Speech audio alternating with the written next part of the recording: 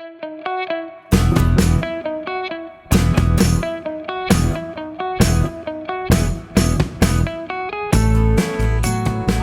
we're live.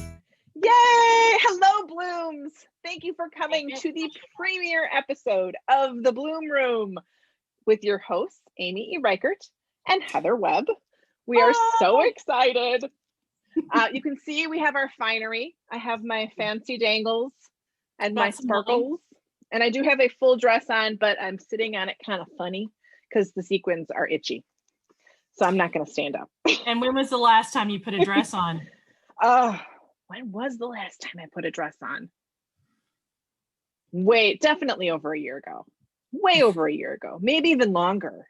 Because I don't wear dresses very often. And the secret is I'm not even wearing a dress, so you get kudos. You don't stand up? I'm not standing up. No. Maybe on a future episode, we'll tell all of the Blooms what we were doing right before the camera started. So we're going to admit, before we even introduce the show for real and get into things, that there may have been a little pre-gaming. We had to discuss, and then we decided we really like each other. And so we started having jokes back and forth. And then we're like, no, wait, we need to wait and save that material for the show. And now here we are. We're ready to go. We're ready to go. So a little bit about what we want to do on the Bloom Room. The goal, it's going to be a lot of fun. There's going to be some book talk, some food talk. Tonight, we're going to talk about some products we like, but other times we might be just showing special talents that we have or telling funny stories. And we'll have guests, different guests every week. We're so excited about that. We have some amazing guests already lined up. And so it's going to be all sorts of things. It's going to be, you'll never know what to expect. I don't know if you want to add something to that, Heather. I mean, you pretty much nailed it. We're going to sort of tap dance around and talk about things that are fun or that relate to our lives and mix it up. I mean, we love books. We're here because we love books, and you love books as Blooms. And so that's definitely going to be the main point of the show. But I mean, books cross lots and lots of different paths, right? So we're going to mix it up. So the first thing we're going to do actually tonight is talk a little bit about Poppy news. We have to share Poppy news because we have a couple of exciting things. We're low budget here. Yes. So a few exciting things to announce. We have a very brief recipe and a how-to that's coming up. We have a giveaway. So you want to make sure you stick around for the giveaway. And then we have a very big announcement about Bloom itself. So we're not going on for an hour and a half. Our goal is to keep it short and fun. So stick around, see what happens. Mm-hmm. And also leave comments. We would love to see what you think and what you'd like us to talk about and all that good stuff. Yeah, right? Please do that. Okay. So Poppy news, first and foremost. Dun-dun-dun-dun. All right. Yay. So first of all, Amy and I both have our latest book available on NetGalley and Edelweiss. Mm-hmm. So 3 words for goodbye and the Kindred Spirits Supper Club. So the lighting. There we go. Yes. If you are a reviewer, please go check it out. They're available. Giveaways on Goodreads. So Pride, Prejudice, and Other Flavors by Sonali Dev is there. Mm-hmm. And also Julie Cantrell's Perennials is available. So if you're looking for some good reads for free, you should check it out on that site and enter to win. Other great news, Wayna Day Randall just did a 2-book deal. She sold to Lake Union, which is excellent. Yay! And her book coming out, the very first one is coming out this fall in November. It's World War II, and it's called The Last Rose in Shanghai. So I love her books. Going to get on that, yes. And then finally, and this was very exciting, Good Morning America featured Zibby Owens' anthology called Moms Don't Have Time To, a quarantine anthology. People are loving it. And one of our poppies has a story in there, and that's Sonali Dev once again. And Yay. She had a wonderful segment on Good Morning America. If you'd like to check it out, Sonali has it posted on her Instagram page. She has it on her website. You can check at Zibby Owens' website and on Instagram as well, and see, how it went, and it was a really great clip. Did you watch it, Amy? I haven't, and I was just going to add, we are going to be uploading these to YouTube, and I will also try and put some of the links that we talk about in the comments and in the show notes on YouTube. So they'll hopefully be able to find it there. I just have to remember to put it there. Thank you for saying that. That's the other thing. We really wanted you to be able to share the episodes with people if you'd like, or to post it in different places. And so if you aren't a member of Bloom, that posed a problem. So we wanted to expand, and now all of our shows, the Bloom Room shows, are going to be uploaded to our YouTube channel, the Tall Poppy Writer YouTube channel. So but only you get to see us live. Yes, but the very first episode probably won't be live on YouTube until next week, or maybe a little before then, but because we're troubleshooting some tech stuff to figure it out. Yeah. Authors have to do a lot of things these days besides writing. So we'll figure that out, and it will be up by next Tuesday for sure. Yeah. All right. So is that our news? That's our news. All right. Are we ready for the next part? We are. She's been like, when can I go? When can I talk? So I am going to share, because this is our premiere episode, you cannot celebrate something without something bubbly and delicious. So I'm going to share how to properly open a bottle of champagne or sparkling wine, whatever you want to call it. I am actually using Blanc de Blanc. It's Sofia. It's a Francis Ford Coppola one. It's really, really lovely. It comes wrapped in this cellophane stuff, which I learned when I was there is so that you can fold it over. Sorry, it's really loud. And then it kind of looks like a little flower on the top. I don't know. It's fun. It's pretty. So properly open a champagne bottle.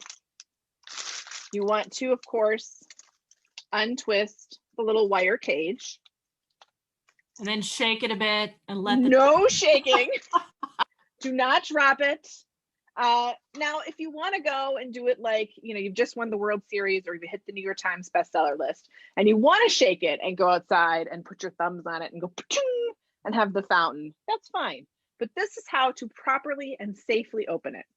So step one, you want to get some sort of towel. This is just a little towel that I had hanging around. And you aren't going to try and pull it straight up. You're going to get a firm grip on the cork and just gently, ever so gently, twist it, and it will start coming out, because the bubbles want to push that cork out. So it's going to help you.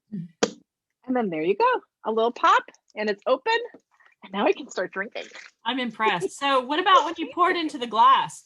So I used to be a bartender back in the college days when I had to pay for college, right? Yes. And so when you have to pour it at a slant. Yes. So that it doesn't bubble too much, and start slow, because it will bubble fast. Yes. Now, cheers, my friend. Cheers. Yay. Ching. So, one of the things that's really cool about Amy and I is that we get along so great, and we're complementary, but we actually have really different tastes. Yeah. So we thought that's really fun because it gives us a lot to chat about. So I do like the sparkling that you bought. I think it's a lovely summer drink. In general, however, I like a really dry, almost kind of yeasty sparkling. And she's like, hell no. That's all right. There's some ciders that are like that I like. Yeah, so this is still a sparkling. It's not champagne, and I don't know if you can see it. It's WillM. Look at me squint. WILLM. All right. It's from Alsace, which is in northeastern France, right on the German border, by the Black Forest. It's a dry wine. It's a brut, and you can get extra brut as well. I like extra brut, and I like brut. And yeah, so I wanted to get something that's kind of opposite of what I got. Well, we were having, in one of our other planning conversations, we were talking about wine, and one of my favorite wines is Moscato. She doesn't have to be expensive, because you can't even really have an expensive Moscato. I don't know. But I love like the sweet and the cheerful. I just love it. A nice Riesling that's on the sweeter side, not like candy, but just something a little sweet, and you like the dry stuff. And I said, not that I won't drink it all. If it's Moscato, I mean, I'll do it if it needs to be done. Don't get me wrong. Sometimes it just needs to be done, and it's lovely that someone offers and you say thank you and you get in there. But if I have a choice, that's not my choice. No, I get it. So in terms of which is the part that I want to share. So we have that lovely crémant d'Alsace, and then we have this crème de cassis. So it's cream of cassis, and cassis is currant, and this is a currant liqueur. Yummy. So it's something they do a lot in Europe. You don't see it around as much in the US. And in fact, several of the package stores locally to me didn't carry this. I had to go look for it. Meanwhile, it's a giant bottle. This is going to last me until I'm like 87. Because I need, for the recipe that I'm going to do, I need 2 teaspoons of this. Yeah, that'll take you a while. And that's not something you really put in anything else but a royale. No, really not. So, and that's what I'm making. I'm making a cure royale or cure royal. Would you say cure royale? You'd say cure royale. Sorry. I speak a little French, so I have... You'd say one of those. You probably say croissant. I do. I'm annoying that way. I'm sorry. I'm super annoying. Okay. So you can do 2 to 3 of these. And this is actually a half teaspoon. So I'm going to do. It's so cute. You're measuring. I would have just poured that puppy in there until it was the right color. Well, if I weren't measuring this out on Bloom, I would straight up just pour it in there. But look how pretty it is. Oh, it's so pretty. It completely changed the color. And so a lot of recipes will float raspberries in there, even though this isn't a raspberry liqueur. But you can add that in just for show, or maybe some frozen blueberries are nice. I've seen people do like cranberries at the holidays. Cranberries, a little sprig of rosemary if you want. But it makes the champagne quite a bit sweeter. And it's a fun summer drink. It's very French. You see it all over France. And it's a good cheers to Bloom. Cheers to the Bloom room. Thank you to whoever's watching. I know I don't have my Facebook up, so I'm just hoping someone's there. I actually don't either, and I probably should. We'll pull it up after we keep talking a bit. Yes. So next up, we wanted to talk about some books for reading. Yes. I even have another little low budget sign. So I'll go first, if that's okay. Please do. So because this is our premiere episode, we wanted something that was sort of Hollywood, Broadway, red carpet themed. And I wanted to, this isn't a book that I've read yet. It is on my list of books to read soon. For anybody who's an author out there, they know what I'm talking about. I've read that. Have you read it? I think I have. You might have. It was huge. I'm going to check my audiobook list. Sorry, because I'm pretty sure I saw an audio. Go ahead, carry on. I showed this to Heather before the show. I have 2 full bookcases, double stacked, of books that I have not read yet, and that's not counting what's on my iPad for ebooks that I've downloaded. I'm not allowed to look at the ebook deals anymore because I never read them. So I've had this for a while. I'm trying to be better about reading, but this is on one of the next ones I want to read. It is set in New York.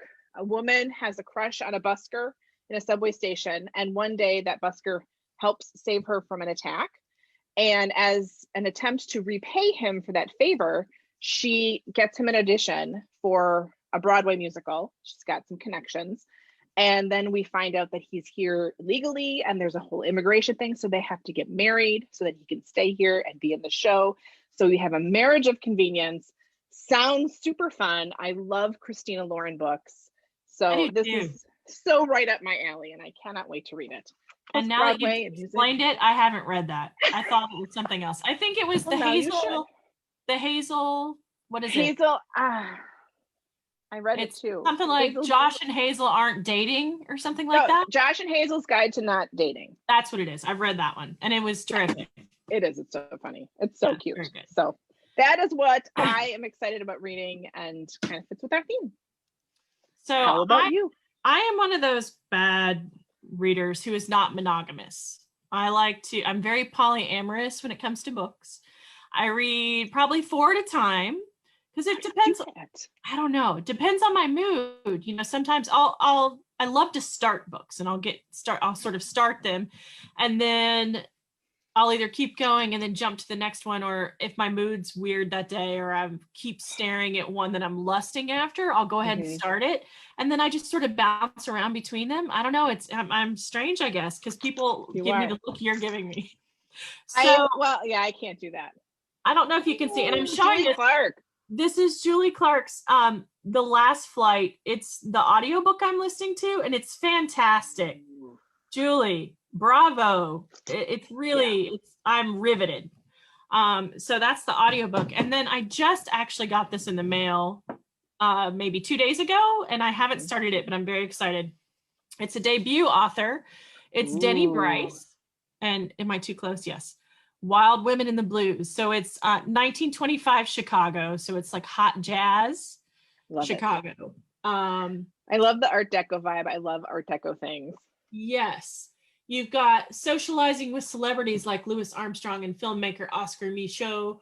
But there's bootleg whiskey, gambling, and gangsters. And then there's a modern timeline as well, where someone's trying to uncover, this loss and this connection with the two timelines. I'm very excited to start this. I also happen to love Denny. I went to the Sundance Film Festival with her and a few friends last January before the whole world shut down. How did you just get on a plane and go? How did you get tickets? I thought that was a thing that was, or am I just thinking it's harder to get in than it is? No, so you can go, and then there's some strategy to getting tickets for sure. And we learned the strategy. And also have a friend that works the festival, and she's the one who invited us. So yeah, and she still has to, no one just gets tickets. Like we had to figure out how to do that. And we did. We ended up going to a bunch of shows. It was very fun. And I don't know, 4 weeks later, the world shut down. So it was kind of right on the edge of that. But very excited about her debut. And so that's what I've got going on. Awesome. I love it. Yes. And I am really excited. I'm gonna have to put that on my list because that looks really fun. Yeah. I love starting to read more. I do too. And I like historicals. Especially ones that aren't set at war times. Like I prefer the potential upbeat nature of a non-wartime historical. Yes. So the window of the hopeful. Yes. Yeah. Before it all went to hell again. Yes. I like some war fiction, but I also like plenty of things that aren't too. Variety is the spice of life, right? It is. I agree. Yeah. And to that, cheers again. Cheers again.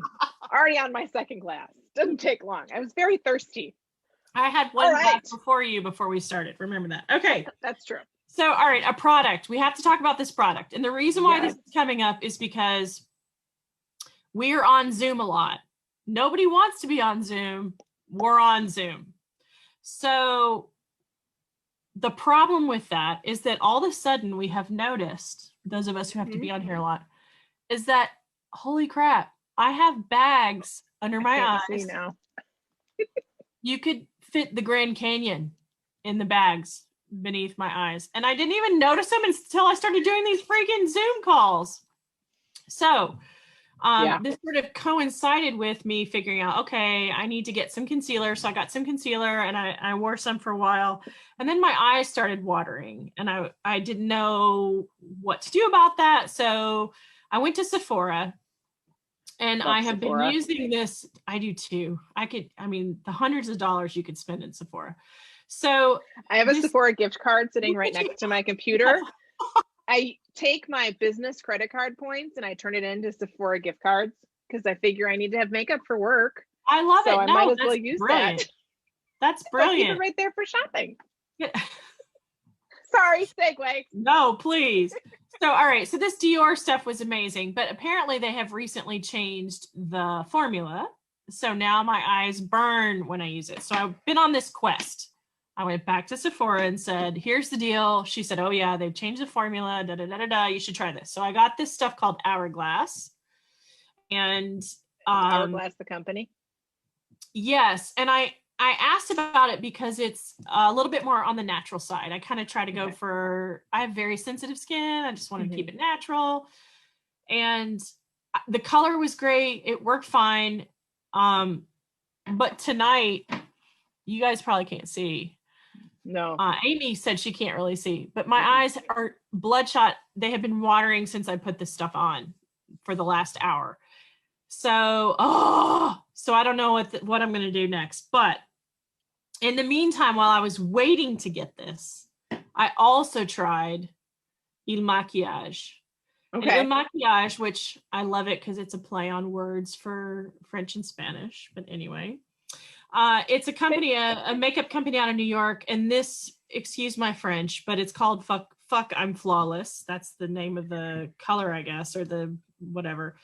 And it goes on like the other one, except it's super light, and it made me look like I put bleach under my eyes. So you don't want you don't want the little under eye. I'm kind of in a world of hurt. I need suggestions.